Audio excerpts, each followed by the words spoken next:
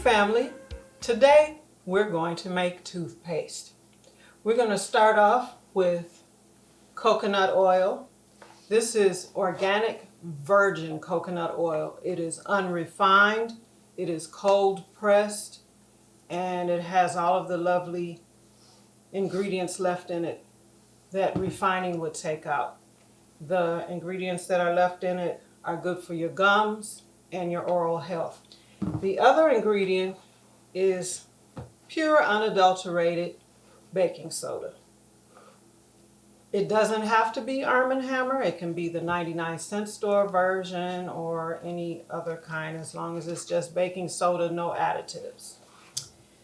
These other ingredients I have here are optional.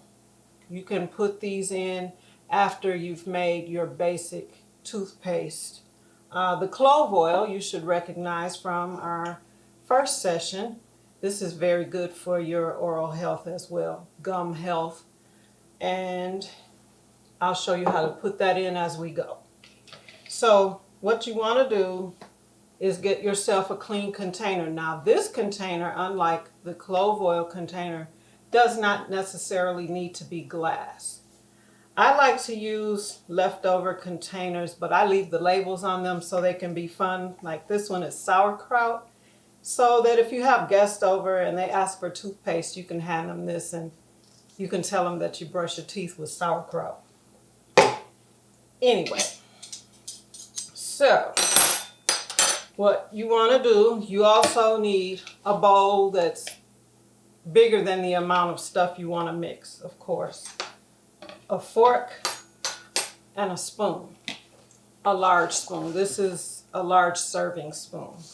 So what we're going to do, now I'm kind of low on my coconut oil, but you dip out enough coconut oil to go in your bowl for the amount of toothpaste that you think you're going to make. Yeah, that's enough for right now, just for demonstration purposes. And you set that to the side. You may need a paper towel so you don't get oil all over your hands to stay, even though the oil is very good for your skin. And then what you do is, I know a lot of people want to measure. I am not a measurer. I do things by a little dab here and a bit there. So what you're going to do is put in enough baking soda and you keep stirring to get the consistency of your toothpaste. So you don't want it to be too oily and you don't want it to be too dry.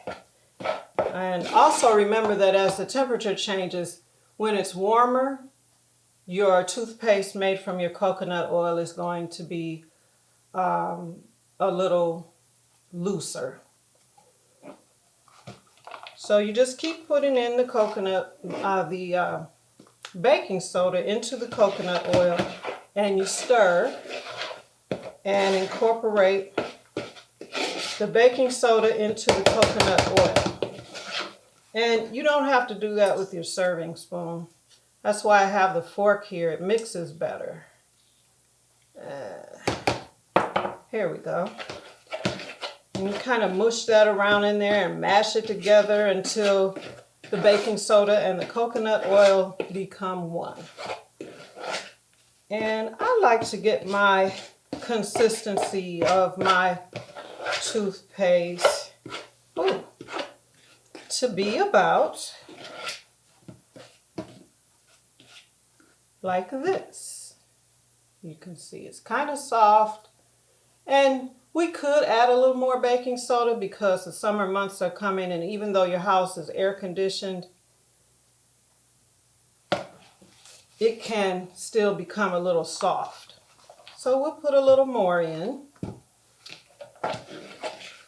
And like I say, you just keep doing that until you get your paste to a paste consistency. Nothing hard about that. You don't need a hand mixer. We don't even need the crock pot today.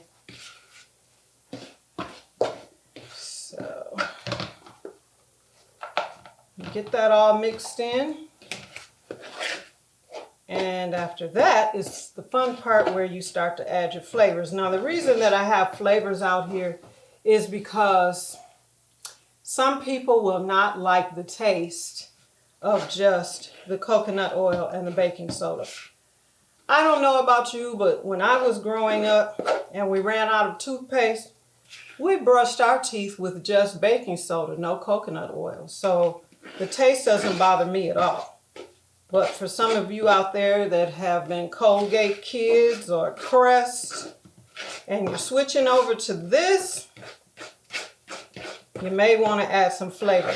Now, like I said, we're going to add some of the clove oil that we made in our first video. And you don't need a whole lot of that. You just need like maybe 2 capfuls for this amount that we're making today. You just put that in there just like that. And I also have here some raw and unfiltered honey. Now, some of you may be wondering, can I really brush my teeth with honey? Yes, you can. Even though it is sweet, it is not refined white sugar, it's not brown sugar, and it will not cause tooth decay. As a matter of fact, if you can get some Manuka honey, that's even better. Manuka honey or honey itself tends to heal up wounds, sore spots, things of that nature. And it also actually helps to control bacteria. So, did you know that honey can't spoil? You should Google that. So we're going to mix in the clove oil. And if you find as you're mixing in your other ingredients that the consistency changes, which it will, you just add more baking soda. So we're going to mix in some honey. And the honey is not really for flavor, so don't put in so much honey to where it tastes like pancake syrup. You just want to put, this is one of the ingredients that's going to help the health of your gums. So you just put a little bit of that in. And I can show you that it's just like a ribbon throughout, and then you just mix it in. And as you can see, the consistency has changed, so we're going to add more baking soda.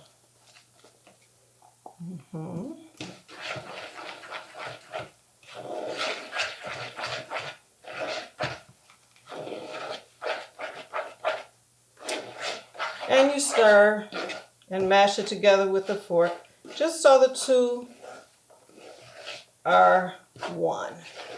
You're kind of marrying the coconut oil with the baking soda. And see, it's starting to come together.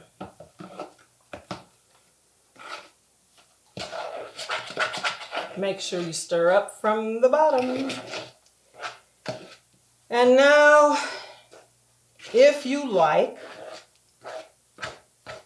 if you're making this toothpaste for yourself, you can just use your finger and do a little taste. You want to rub it between your 2 fingers like this, and if you can feel the scrubbiness of the baking soda, then you're doing good. So I have some pure peppermint extract here. Now, you know, lots of commercial toothpaste have a mint base. If you don't like mint, don't add mint. I don't put mint in mine, but I could if I felt like it. If you know, whenever you make a batch of toothpaste, you can change the flavor. It's your toothpaste. You don't have to ask permission. So for this batch, I guess we could measure by capfuls. For this amount, I probably would put 2 to 3 capfuls of your peppermint extract. Now, peppermint is pretty powerful. Peppermint also serves the purpose of taking care of some of that bacteria that's in your mouth as well. So, I don't know, old ladies used to get stuff and put it on them. That's their perfume. So, and you stir that all together. And we're done. We have toothpaste. So what you do is you just take your clean jar, sauerkraut jar, or whatever jar. If you like, you can not be silly like me and take the labels off. And you put your toothpaste in your jar, just like that. And you don't have to refrigerate this. There's nothing in here that we use that will spoil. The only reason for you to put this toothpaste in the refrigerator is in the summertime if it gets hot and you go to brush your teeth and your toothpaste is liquid. You can either at that point add more baking soda, or you can put your jar of toothpaste in the refrigerator. Either way works. Now, you just put the top on, and this is a jar that I've already made, and you just get a some sort of scooper that I keep with ours, and you put just enough on your toothbrush, just like you would your normal toothpaste. And that's the end of that. Presto changeo, you have toothpaste. So, how easy was that? Now, I have a message I wanted to give you. When we made our clove oil, I forgot to tell you that as you use up your clove oil, you don't have to start from scratch, literally.